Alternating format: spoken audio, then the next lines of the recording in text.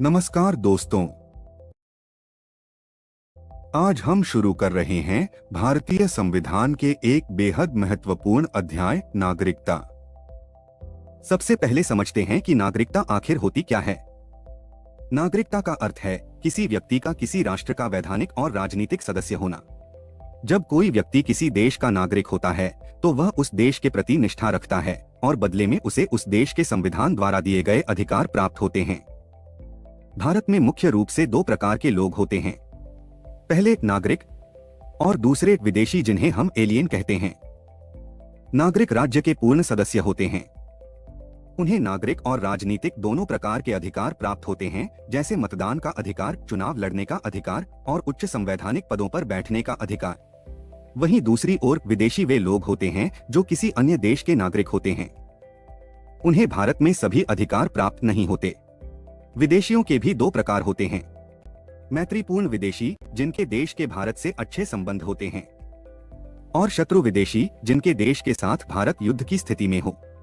विशेष बात यह है कि शत्रु विदेशियों को कुछ संवैधानिक सुरक्षा प्राप्त नहीं होती। उदाहरण के लिए अनुच्छेद 22 के अंतर्गत गिरफ्तारी और निरोध से संबंधित कुछ संरक्षण उन्हें उपलब्ध नहीं होते।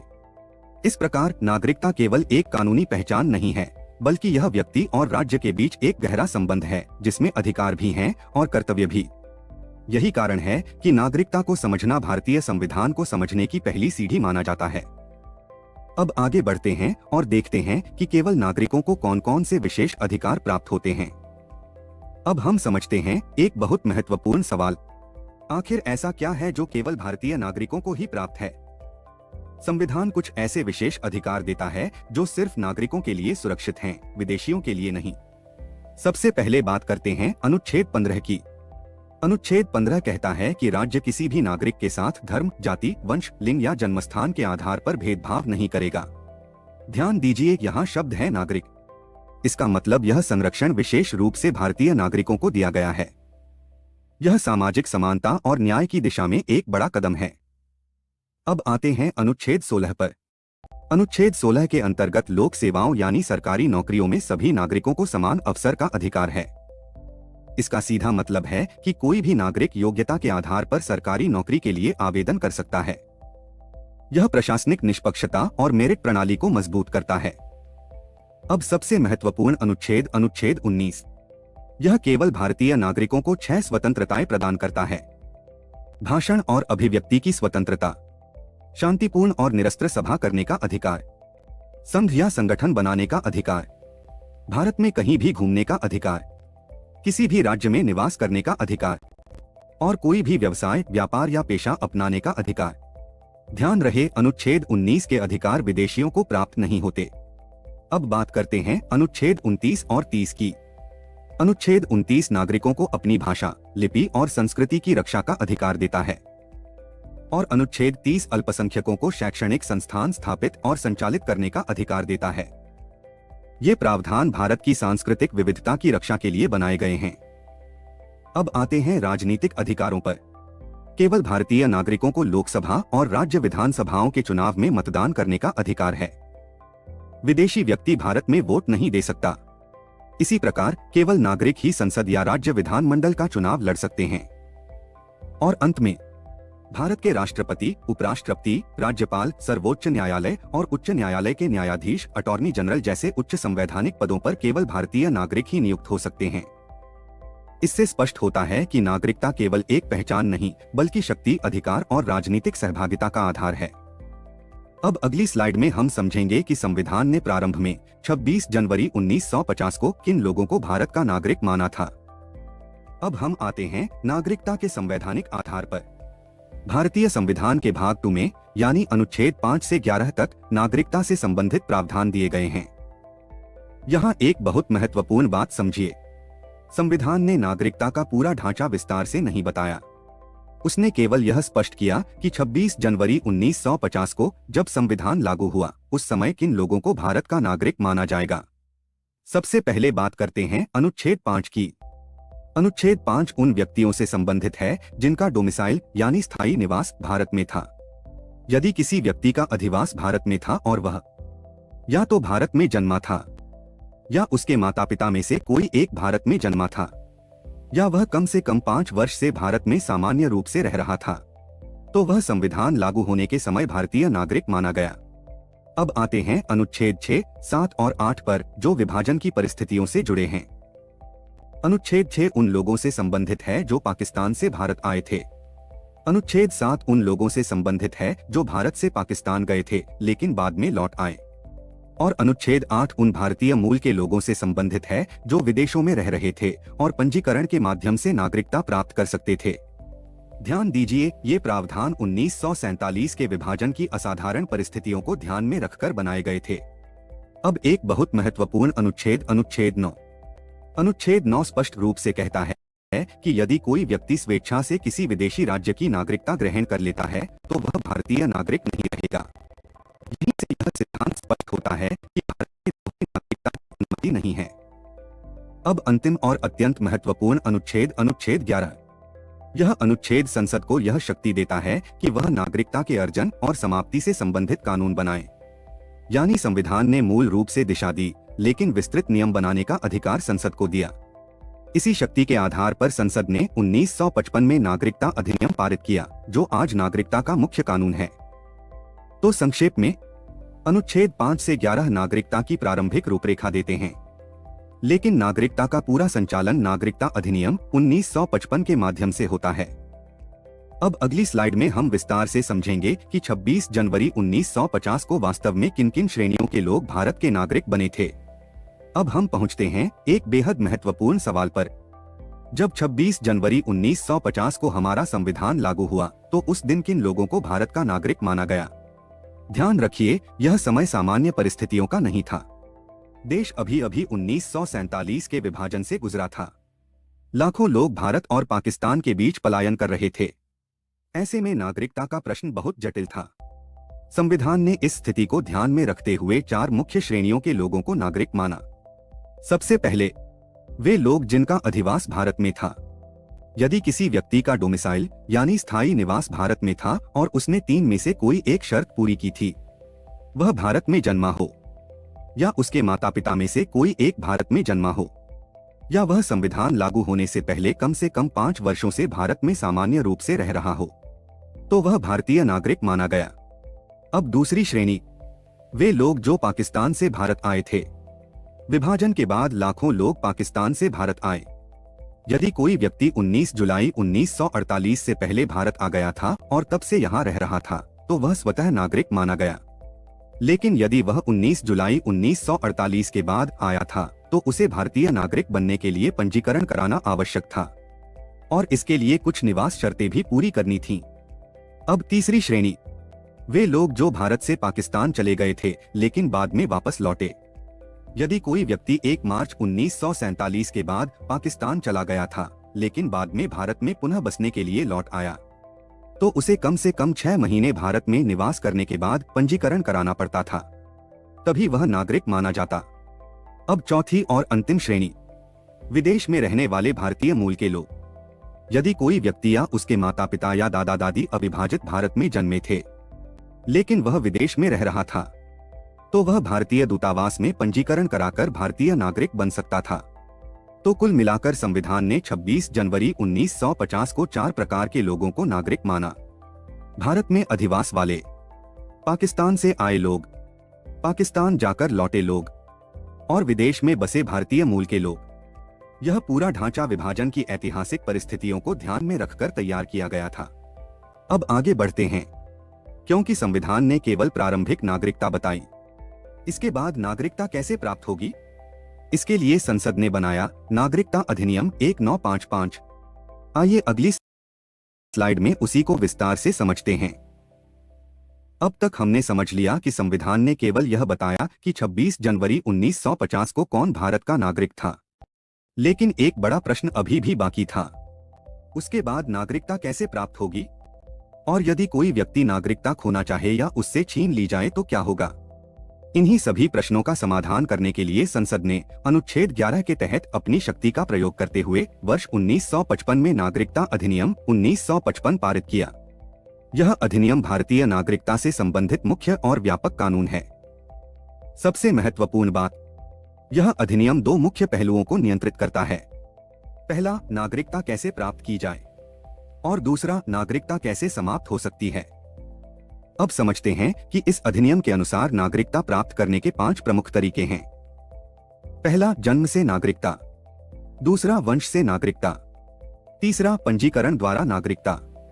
चौथा, प्राकृतिककरण द्वारा नागरिकता।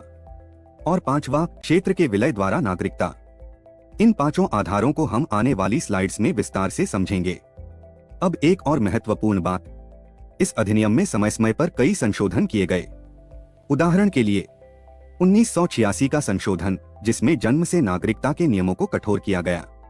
1992 का संशोधन, जिसमें वंश से नागरिकता में माता को भी समान अधिकार दिया गया। 2003 का संशोधन, जिसमें इलीगल माइग्रेंट की परिभाषा जोड़ी गई और ओसीआई का प्रावधान आया। 2005 और 2015 के संशोधन, जिनमें ओसीआई और पीआईओ योजनाओं में बदलाव किए गए। शुरुआत में इस अधिनियम में कॉमनवेल्थ नागरिकता का भी प्रावधान था, लेकिन 2003 के संशोधन द्वारा इसे हटा दिया गया।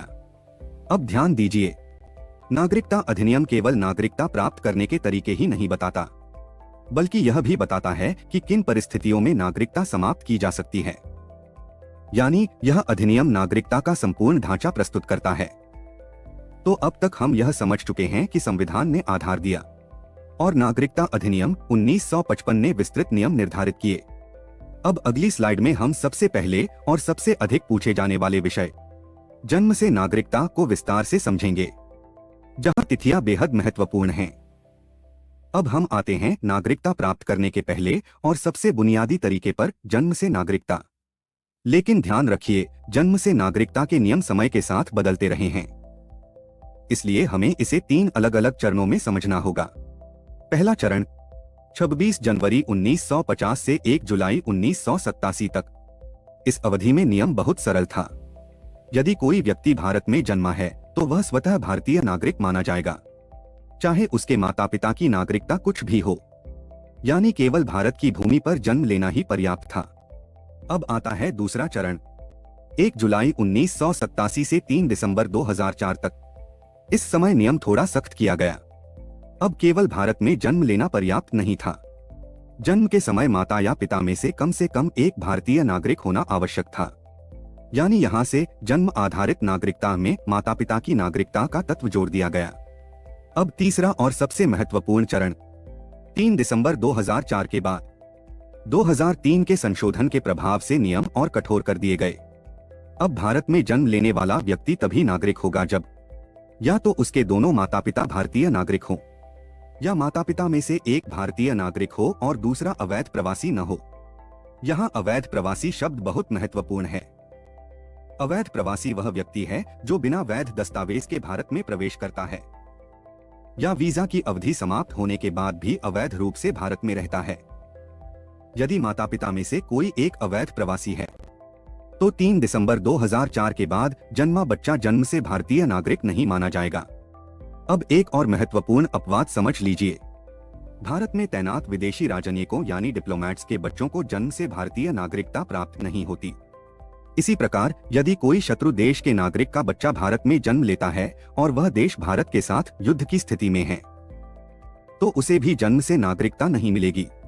तो संक्षेप में याद रखिए, 1950 से 1987 केवल जन्म पर्याप्त, 1987 से 2004 एक माता या पिता भारतीय होना आवश्यक, 2004 के बाद दोनों नागरिक हों या एक नागरिक और दूसरा अवैध प्रवासी न हो। यही 3 चरण परीक्षा में बार बार पूछे जाते हैं। अब अगली स्लाइड में हम समझेंगे, यदि कोई बच्चा भारत के बाहर जन्म लेता है तो वह भारतीय नागरिक कैसे बन सकता है, यानी वंश से नागरिकता। अब तक हमने समझा कि भारत में जन्म लेने पर नागरिकता कैसे मिलती है, लेकिन एक महत्वपूर्ण सवाल यह है, अगर किसी बच्चे का जन्म भारत के बाहर हुआ है तो क्या वह भारतीय नागरिक बन सकता है? इसी प्रश्न का उत्तर है वंश से नागरिकता। वंश से नागरिकता का अर्थ है कि यदि माता पिता भारतीय नागरिक हैं तो विदेश में जन्मा बच्चा भी भारतीय नागरिक बन सकता है। अब इसे भी हमें समयावधि के अनुसार समझना होगा। पहला चरण 26 जनवरी 1950 से 10 दिसंबर 1992 तक। इस अवधि में यदि किसी बच्चे का जन्म भारत के बाहर हुआ और उसके पिता भारतीय नागरिक थे तो वह बच्चा वंश से भारतीय नागरिक माना जाता था।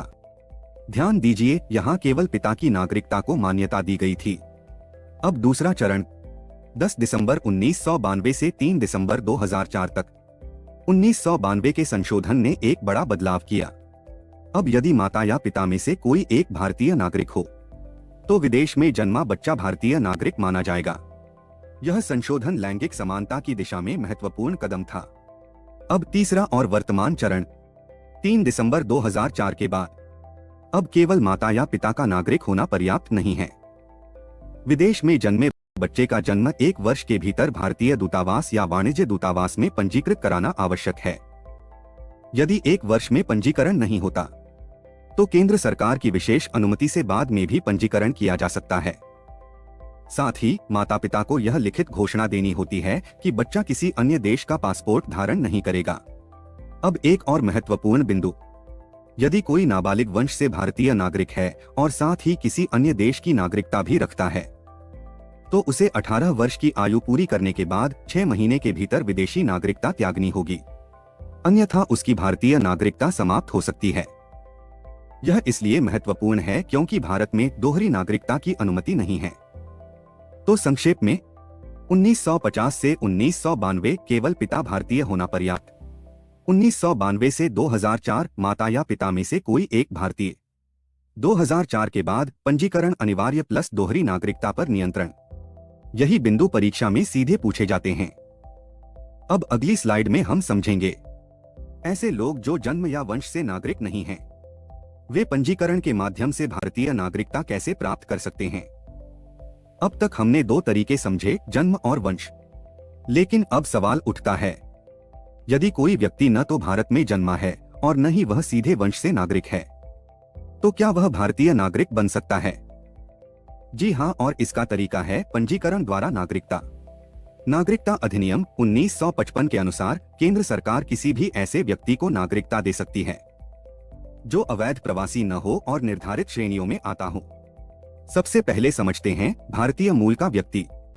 यदि कोई व्यक्ति भारतीय मूल का है और वह आवेदन करने से पहले कम से कम 7 वर्ष तक भारत में सामान्य रूप से निवास कर चुका है तो वह पंजीकरण द्वारा नागरिकता प्राप्त कर सकता है। यहाँ भारतीय मूल का अर्थ है वह स्वयं या उसके माता पिता या दादा दादी अविभाजित भारत में जन्मे हों। अब दूसरी स्थिति, यदि कोई भारतीय मूल का व्यक्ति विदेश में रह रहा है तो वह भी भारतीय नागरिकता के लिए आवेदन कर सकता है।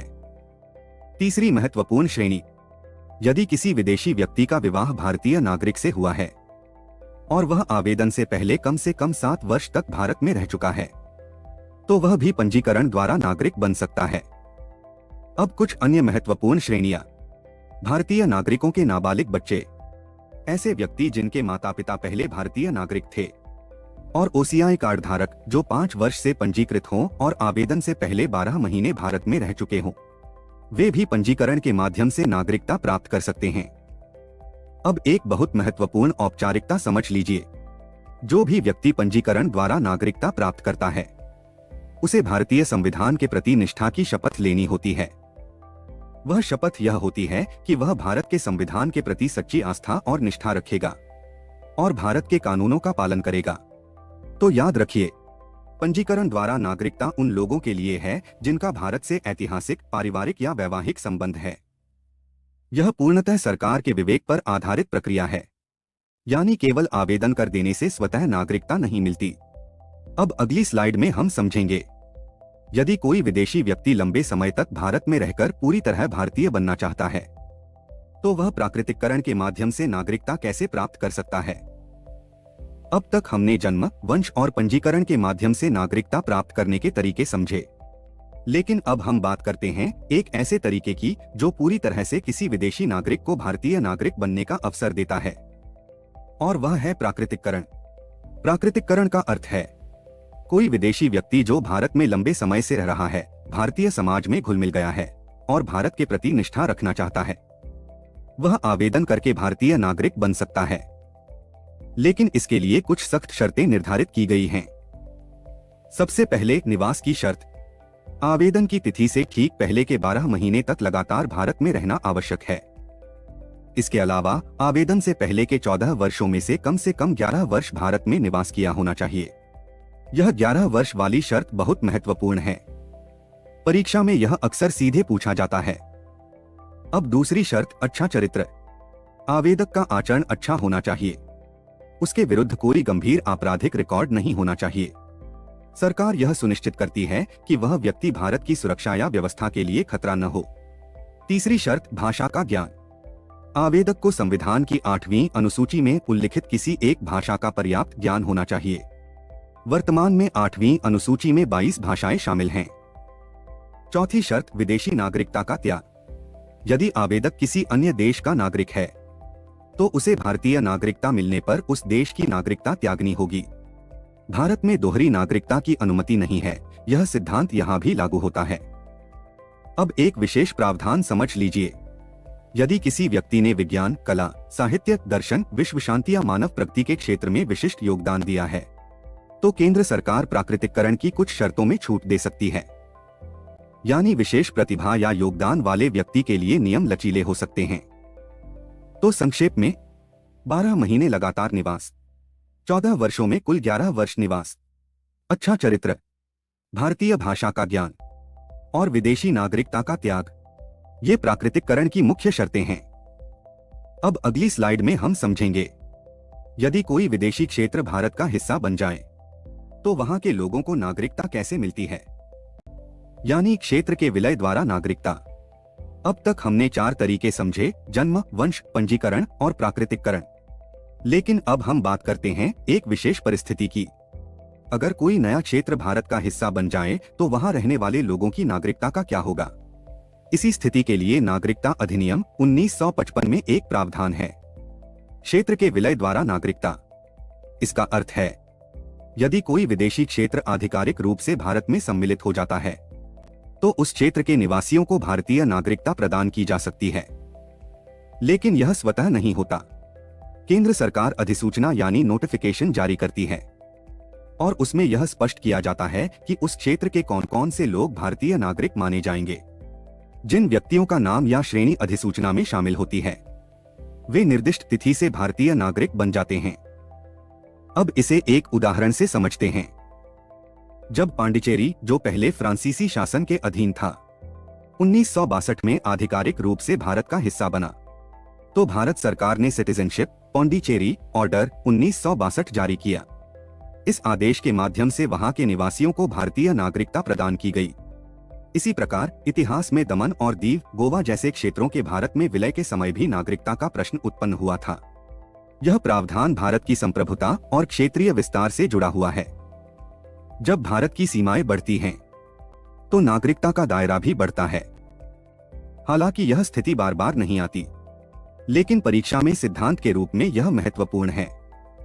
तो याद रखिए, यदि कोई नया क्षेत्र भारत में शामिल होता है तो केंद्र सरकार अधिसूचना द्वारा वहां के लोगों को नागरिक घोषित करती है। अब अगली स्लाइड में हम एक और महत्वपूर्ण विषय समझेंगे, नागरिकता कैसे समाप्त होती है, यानी लॉस ऑफ सिटीजनशिप। अब तक हमने समझा कि भारतीय नागरिकता कैसे प्राप्त की जाती है, लेकिन अब एक महत्वपूर्ण प्रश्न, क्या नागरिकता हमेशा के लिए होती है या इसे खोया भी जा सकता है? नागरिकता अधिनियम 1955 के अनुसार भारतीय नागरिकता 3 तरीकों से समाप्त हो सकती है। पहला परित्याग, दूसरा समाप्ति और तीसरा वंचन। सबसे पहले समझते हैं परित्याग यानी रिनाउंसिएशन। यदि कोई वयस्क भारतीय नागरिक स्वेच्छा से यह घोषणा करता है कि वह अपनी भारतीय नागरिकता छोड़ना चाहता है तो वह सरकार के समक्ष आवेदन कर सकता है। जैसे ही सरकार उस घोषणा को पंजीकृत कर लेती है, वह व्यक्ति भारतीय नागरिक नहीं रहता। लेकिन यदि देश युद्ध की स्थिति में हो तो सरकार इस घोषणा को अस्थायी रूप से रोक सकती है। अब एक महत्वपूर्ण बात, जब कोई व्यक्ति अपनी नागरिकता त्यागता है तो उसके नाबालिग बच्चे भी स्वतः भारतीय नागरिकता खो देते हैं। हालांकि वे 18 वर्ष की आयु पूर्ण करने के बाद फिर से भारतीय नागरिकता के लिए आवेदन कर सकते हैं। अब दूसरा तरीका समाप्ति यानी टर्मिनेशन। यदि कोई भारतीय नागरिक स्वेच्छा से किसी अन्य देश की नागरिकता ग्रहण कर लेता है तो उसकी भारतीय नागरिकता स्वतः समाप्त हो जाती है। यह प्रावधान स्पष्ट करता है कि भारत दोहरी नागरिकता की अनुमति नहीं देता। यह समाप्ति स्वचालित होती है। सरकार को अलग से आदेश जारी करने की आवश्यकता नहीं होती। अब तीसरा और सबसे गंभीर तरीका वंचन यानी डेप्रिवेशन। यह वह स्थिति है जब सरकार किसी व्यक्ति से उसकी नागरिकता छीन लेती है। ऐसा किन परिस्थितियों में हो सकता है? यदि नागरिकता धोखाधड़ी से प्राप्त की गई हो, यदि व्यक्ति ने संविधान के प्रति असंतोष या देश के प्रति निष्ठा भंग की हो, यदि उसने युद्ध के समय शत्रु देश से संपर्क या व्यापार किया हो, यदि पंजीकरण या प्राकृतिककरण के 5 वर्ष के भीतर उसे 2 वर्ष या अधिक की सजा हुई हो, या यदि वह 7 वर्षों तक लगातार भारत से बाहर रहा हो, कुछ अपवादों को छोड़कर। ध्यान रखिए, वंचन केवल उन लोगों पर लागू होता है जिन्होंने नागरिकता पंजीकरण या प्राकृतिककरण के माध्यम से प्राप्त की हो। तो संक्षेप में, परित्याग स्वयं छोड़ना, समाप्ति विदेशी नागरिकता लेने पर स्वतः समाप्त होना, वंचन सरकार द्वारा छीन लिया जाना। ये तीनों तरीके भारत की संप्रभुता और राष्ट्रीय सुरक्षा की रक्षा के लिए बनाए गए हैं। अब अगली स्लाइड में हम समझेंगे भारत में एकल नागरिकता का क्या अर्थ है और यह अन्य संघीय देशों से कैसे अलग है। अब हम आते हैं भारतीय संविधान की एक बहुत महत्वपूर्ण विशेषता पर, एकल नागरिकता। भारत एक संघीय देश है। यहाँ केंद्र और राज्य दोनों स्तर पर सरकारें कार्य करती हैं। इसे हम डुअल पॉलिटी कहते हैं। लेकिन ध्यान दीजिए, हालांकि शासन व्यवस्था 2 स्तरों पर है, फिर भी भारत में केवल एक ही नागरिकता है, भारतीय नागरिकता। यानी भारत में किसी राज्य की अलग नागरिकता नहीं होती। यदि कोई व्यक्ति तमिलनाडु में जन्मा है, कोई पंजाब में रहता है, कोई महाराष्ट्र में काम करता है, तो उनकी पहचान अलग अलग राज्यों के नागरिक के रूप में नहीं, बल्कि केवल भारतीय नागरिक के रूप में होती है। अब इसे थोड़ा तुलना के साथ समझते हैं। संयुक्त राज्य अमेरिका जैसे देशों में दोहरी नागरिकता की व्यवस्था है। वहां हर व्यक्ति एक साथ अमेरिका का भी नागरिक होता है और जिस राज्य में रहता है उस राज्य का भी नागरिक होता है। इससे राज्यों को अपने नागरिकों को कुछ विशेष अधिकार देने की शक्ति मिलती है, जिससे कभी कभी भेदभाव की स्थिति उत्पन्न हो सकती है। लेकिन भारत ने यह प्रणाली नहीं अपनाई।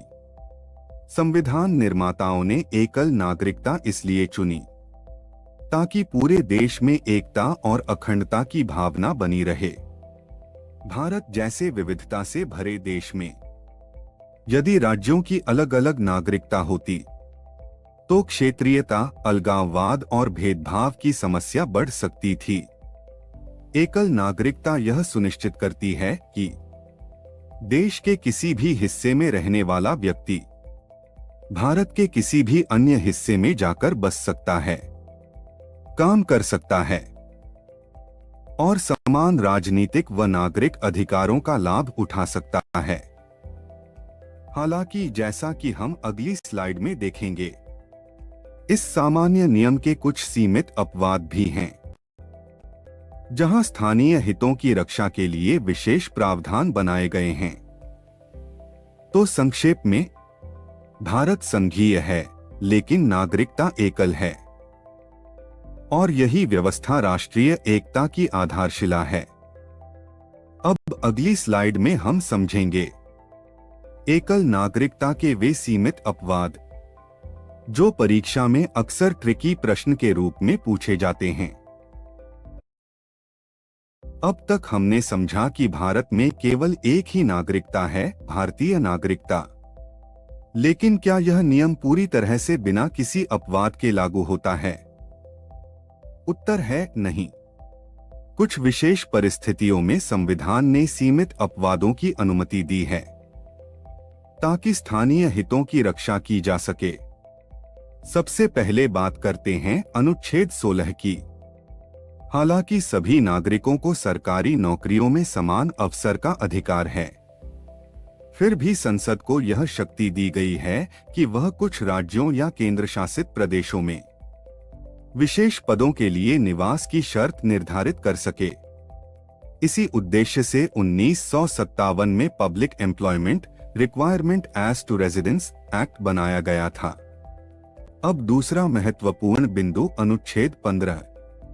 अनुच्छेद 15 धर्म, जाति, लिंग, जन्मस्थान आदि के आधार पर भेदभाव को रोकता है। लेकिन ध्यान दीजिए, इसमें निवास शब्द शामिल नहीं है। इसका अर्थ है कि कोई राज्य अपने निवासियों को कुछ विशेष लाभ दे सकता है, जैसे शिक्षा में शुल्क में छूट या छात्रवृत्ति। अब तीसरा अपवाद, अनुच्छेद 19 और जनजातीय क्षेत्रों की सुरक्षा। अनुच्छेद 19 प्रत्येक नागरिक को देश में कहीं भी घूमने और बसने का अधिकार देता है, लेकिन अनुसूचित जनजातियों के हितों की रक्षा के लिए कुछ क्षेत्रों में बाहरी लोगों के प्रवेश और निवास पर प्रतिबंध लगाया जा सकता है। इसका उद्देश्य उनकी संस्कृति, परंपरा और संपत्ति की रक्षा करना है।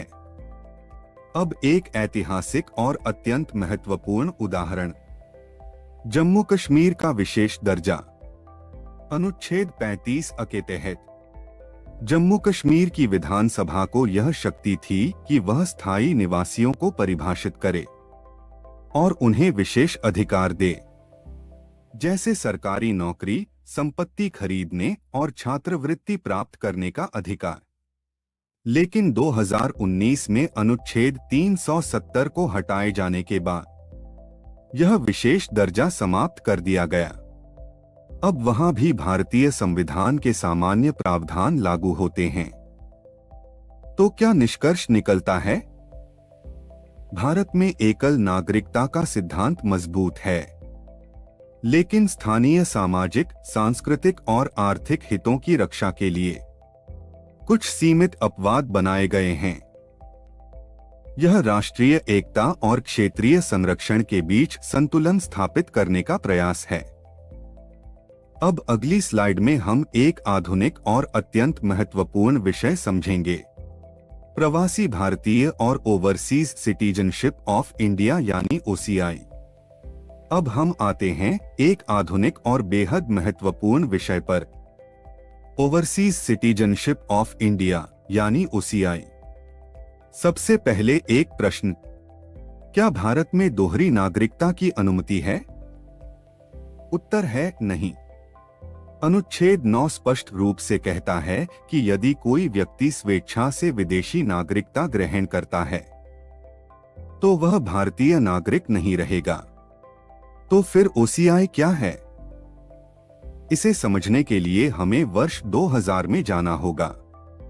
भारत सरकार ने एल.एन.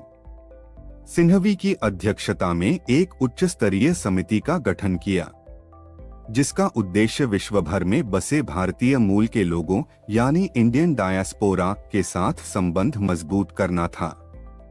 इस समिति ने सुझाव दिया कि भारतीय मूल के लोगों को एक विशेष दर्जा दिया जाए ताकि उनका भारत से संबंध बना रहे। इसी आधार पर 2003 में नागरिकता अधिनियम में संशोधन किया गया और OCI की व्यवस्था शुरू की गई। शुरुआत में यह सुविधा कुछ विशेष देशों के भारतीय मूल के लोगों तक सीमित थी, लेकिन 2005 के संशोधन के बाद इसका दायरा बढ़ा दिया गया। अब लगभग सभी देशों के भारतीय मूल के लोग, सिवाय पाकिस्तान और बांग्लादेश के, OCI के लिए पात्र हो सकते हैं। अब एक महत्वपूर्ण स्पष्टता, OCI का अर्थ दोहरी नागरिकता नहीं है। ओसीआई कार्ड धारक भारतीय नागरिक नहीं होता। उसे केवल एक विशेष दर्जा और कुछ सुविधाएं प्रदान की जाती हैं। अब 2015 का एक और महत्वपूर्ण संशोधन समझिए। पहले दो अलग योजनाएं थीं। पीआईओ यानी पर्सन ऑफ इंडियन ओरिजिन और ओसीआई। इन दोनों योजनाओं में भ्रम की स्थिति थी।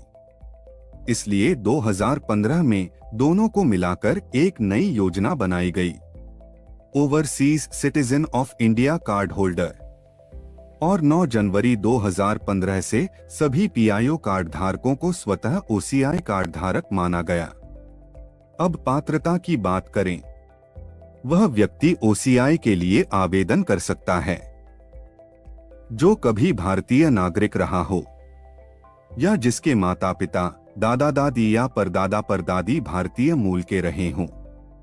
लेकिन यदि आवेदक या उसके पूर्वज कभी पाकिस्तान या बांग्लादेश के नागरिक रहे हों, तो वे ओसीआई के लिए पात्र नहीं हैं। तो संक्षेप में, ओसीआई एक विशेष सुविधा है, दोहरी नागरिकता नहीं।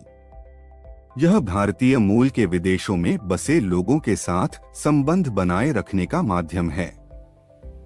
अब अगली स्लाइड में हम विस्तार से समझेंगे ओसीआई कार्ड धारकों को कौन कौन से अधिकार मिलते हैं और किन अधिकारों से वे वंचित रहते हैं। अब तक हमने समझा कि ओसीआई दोहरी नागरिकता नहीं है, बल्कि एक विशेष दर्जा है। अब सबसे महत्वपूर्ण प्रश्न, ओसीआई कार्ड धारकों को वास्तव में कौन कौन से अधिकार प्राप्त होते हैं और किन अधिकारों से वे वंचित रहते हैं। सबसे पहले बात करते हैं सुविधाओं की। ओसीआई कार्ड धारक को भारत आने के लिए बार बार वीजा लेने की आवश्यकता नहीं होती। उसे आजीवन बहुप्रवेश वीजा की सुविधा मिलती है, यानी वह जीवन भर भारत आ जा सकता है बिना हर बार वीजा प्रक्रिया से गुजरने के। दूसरी बड़ी सुविधा, एफआरओ यानी फॉरेनर्स रीजनल रजिस्ट्रेशन ऑफिस में पंजीकरण से छूट। चाहे ओसीआई कार्ड धारक भारत में कुछ दिन रहे या कई वर्ष, उसे स्थानीय पुलिस अथॉरिटी में पंजीकरण कराने की आवश्यकता नहीं होती। अब तीसरी सुविधा, आर्थिक, वित्तीय और शैक्षिक क्षेत्रों में उसे अनिवासी भारतीय यानी एनआरआई के समान सुविधाएं मिलती हैं, जैसे बैंकिंग सुविधाएं, शिक्षा संस्थानों में प्रवेश, फीस संरचना में कुछ मामलों में समानता। लेकिन ध्यान रखिए, कृषि भूमि, बागान भूमि या फार्म हाउस खरीदने की अनुमति नहीं है। अब बात करते हैं सीमाओं की। ओसीआई कार्ड धारक को मतदान का अधिकार प्राप्त नहीं है। वह लोकसभा या विधानसभा का चुनाव नहीं लड़ सकता। वह राष्ट्रपति, उपराष्ट्रपति, सांसद, विधायक या सर्वोच्च न्यायालय और उच्च न्यायालय का न्यायाधीश नहीं बन सकता। उसे सार्वजनिक रोजगार यानी सरकारी नौकरियों में समान अवसर का संवैधानिक अधिकार भी प्राप्त नहीं है। यानी स्पष्ट है, राजनीतिक अधिकार केवल पूर्ण भारतीय नागरिकों के लिए सुरक्षित हैं। अब एक और महत्वपूर्ण बिंदु, ओसीआई कार्ड धारक भारत में अधिकांश गतिविधियां कर सकता है, लेकिन अनुसंधान जैसे कुछ विशेष कार्यों के लिए उसे पूर्व अनुमति लेनी होती है। तो निष्कर्ष क्या है? ओसीआई एक सुविधा है जो भारत और प्रवासी भारतीयों के बीच संबंध मजबूत करती है, लेकिन यह पूर्ण नागरिकता नहीं है। राजनीतिक अधिकार केवल भारतीय नागरिकों के पास ही रहते हैं। अब अगली स्लाइड में हम एनआरआई, पीआईओ और ओसीआई की तुलना करेंगे ताकि पूरा चित्र एक साथ स्पष्ट हो सके। अब तक हमने एनआरआई, पीआईओ और ओसीआई के बारे में अलग अलग समझा, लेकिन परीक्षा और समझ दोनों के लिए जरूरी है कि हम इनकी तुलना स्पष्ट रूप से करें। सबसे पहले एनआरआई। एनआरआई यानी नॉन रेजिडेंट इंडियन। यह वह व्यक्ति है जो भारतीय नागरिक है, लेकिन नौकरी, व्यापार या किसी अन्य कारण से विदेश में रह रहा है। सबसे महत्वपूर्ण बात, एनआरआई के पास भारतीय पासपोर्ट होता है। वह पूर्ण भारतीय नागरिक है। उसे सभी संवैधानिक और राजनीतिक अधिकार प्राप्त होते हैं, जैसे मतदान का अधिकार, चुनाव लड़ने का अधिकार और संवैधानिक पदों पर बैठने की पात्रता। हालांकि मतदान के लिए कुछ प्रक्रियात्मक शर्तें हो सकती हैं। अब आते हैं पीआईओ पर। पीआईओ यानी पर्सन ऑफ इंडियन ओरिजिन। यह वह व्यक्ति था जिसके पूर्वज भारतीय थे, लेकिन वह किसी अन्य देश का नागरिक था। 2002 में पीआईओ कार्ड योजना शुरू हुई थी, लेकिन 2015 में इसे समाप्त कर ओसीआई में मिला दिया गया। अब वर्तमान व्यवस्था में पीआईओ एक अलग श्रेणी के रूप में अस्तित्व में नहीं है। अब बात करते हैं ओसीआई की। ओसीआई वह विदेशी नागरिक है जो कभी भारतीय नागरिक रहा हो या जिसके माता पिता, दादा दादी भारतीय मूल के रहे हों। ओसीआई कार्ड धारक को भारत आने के लिए आजीवन बहुप्रवेश वीजा मिलता है और एफआरओ पंजीकरण से छूट मिलती है। उसे आर्थिक और शैक्षिक क्षेत्रों में एनआरआई के समान सुविधाएं मिलती हैं, लेकिन उसे मतदान का अधिकार नहीं है। वह चुनाव नहीं लड़ सकता। वह राष्ट्रपति, सांसद या न्यायाधीश नहीं बन सकता। अब सबसे महत्वपूर्ण तुलना, एनआरआई पूर्ण भारतीय नागरिक, ओसीआई विशेष सुविधा प्राप्त विदेशी नागरिक, पीआईओ ऐतिहासिक श्रेणी जो अब ओसीआई में विलय हो चुकी है। और एक अंतिम बिंदु, यदि कोई ओसीआई कार्ड धारक भारतीय नागरिकता प्राप्त करना चाहता है तो वह नागरिकता अधिनियम 1955 के अनुसार 5 वर्ष पंजीकरण और 12 माह भारत में निवास के बाद आवेदन कर सकता है। तो परीक्षा के लिए याद रखिए, NRI citizen, OCI not citizen, PIO merged into OCI. अब अगली और अंतिम स्लाइड में हम पूरे अध्याय का त्वरित पुनरावलोकन करेंगे और एक मजबूत निष्कर्ष के साथ इस अध्याय को समाप्त करेंगे। तो दोस्तों, अब हम नागरिकता अध्याय के अंत में पहुंच चुके हैं। आइए एक बार पूरे अध्याय का त्वरित पुनरावलोकन कर लेते हैं। सबसे पहले, संविधान के भाग 2 यानी अनुच्छेद 5 से 11 तक केवल यह निर्धारित किया गया कि 26 जनवरी 1950 को कौन भारत का नागरिक होगा। उसके बाद नागरिकता के अर्जन और समाप्ति से संबंधित विस्तृत प्रावधान संसद द्वारा बनाए गए नागरिकता अधिनियम 1955 में दिए गए। नागरिकता प्राप्त करने के 5 तरीके हैं: जन्म, वंश, पंजीकरण, प्राकृतिककरण और क्षेत्र के विलय द्वारा। जन्म से नागरिकता में 3 महत्वपूर्ण चरण हैं: 1950 से 1987, 1987 से 2004 और 2004 के बाद, जहां नियम क्रमशः कठोर होते गए। प्राकृतिककरण में 11 वर्ष निवास की शर्त अत्यंत महत्वपूर्ण है। यह परीक्षा में बार बार पूछा जाता है। नागरिकता समाप्त होने के 3 तरीके हैं: परित्याग, समाप्ति और वंचन। और याद रखिए, भारत में दोहरी नागरिकता की अनुमति नहीं है। यह अनुच्छेद 9 से स्पष्ट होता है। भारत एक संघीय देश है, लेकिन यहां केवल एक ही नागरिकता है, भारतीय नागरिकता। हालांकि कुछ सीमित अपवाद स्थानीय हितों की रक्षा के लिए बनाए गए हैं। ओसीआई एक विशेष सुविधा है, लेकिन यह पूर्ण नागरिकता नहीं है। राजनीतिक अधिकार केवल भारतीय नागरिकों को ही प्राप्त हैं। तो निष्कर्ष क्या है? नागरिकता केवल एक कानूनी दर्जा नहीं है, यह व्यक्ति और राष्ट्र के बीच अधिकार, कर्तव्य और निष्ठा का संबंध है। भारतीय संविधान ने नागरिकता को राष्ट्रीय एकता और अखंडता की आधारशिला के रूप में स्थापित किया है, और यही कारण है कि नागरिकता का यह अध्याय संविधान की आत्मा को समझने में हमारी मदद करता है। अगर आपको यह पूरा अध्याय स्पष्ट और उपयोगी लगा हो तो वीडियो को लाइक करें, शेयर करें और CPG स्टडी चैनल को सब्सक्राइब करना न भूलें। अगली वीडियो में हम संविधान के एक और महत्वपूर्ण अध्याय को विस्तार से समझेंगे। जय हिंद।